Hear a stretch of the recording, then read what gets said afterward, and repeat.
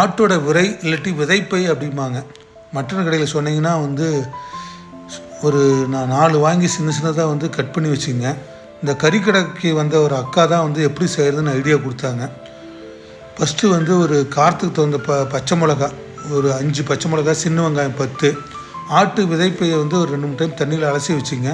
சின்ன வெங்காயம் பச்சை மிளகா கட் பண்ணிங்க. தாளிக்கிறது சீரகம், கருவேப்பிலை. ஒரு அகலமான பாத்திரத்தில் எண்ணெய் ஊற்றி கருவேப்பிலை, சீரகம் போட்டு சின்ன வெங்காயம் பச்சை மிளகா போட்டு நல்லா வதக்குங்க.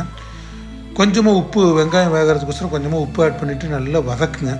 நல்லா வதக்குனதுக்கப்புறம் ஆட்டு விதைப்பை வந்து ஆட் பண்ணிவிட்டு மஞ்சள், தேவையான அளவு வந்து உப்பு ஆட் பண்ணிவிட்டு இப்படி அடுப்பு வேகமாக வச்சு நல்லா வதக்குங்க. தண்ணி வந்து கொஞ்சமாக ஊற்றினீங்கன்னா போதும். ஏன்னா ரொம்ப நேரம் வந்து நம்ம வேக வைக்க வேண்டிய அவசியம் இல்லை. ஒரு 1/2 டம்ளர் தண்ணி ஊற்றிட்டு நல்லா கிளறி விடுங்க. நல்லா வதக்குங்க. நல்ல ஓரளவுக்கு வந்து நல்லா வெந்து தண்ணியெலாம் சுண்டுட்டோம். ஒரு மூடி போட்டு மூடுங்க. இடையிடையே மூடி ஓப்பன் பண்ணி அப்பப்போ கிளறி விடுங்க. ஒரு பாதி வந்ததுக்கப்புறம் வந்து உங்களுக்கு காரத்துக்கு தகுந்த மிளகுத்தூள் ஆட் பண்ணுங்கள். நல்லா கிளறி விட்டு நல்லா தண்ணியெலாம் சுண்ணதுக்கப்புறம் நல்லா ஒரு அடுப்பு வந்து சிம்மில் வச்சு ஒரு 5 நிமிஷம் கழித்து ஆஃப் பண்ணுங்கள். இந்த ஆட்டு விதைப்பை வந்து டேஸ்ட்டாக இருக்கும். கண்டிப்பாக பண்ணி பாருங்கள்.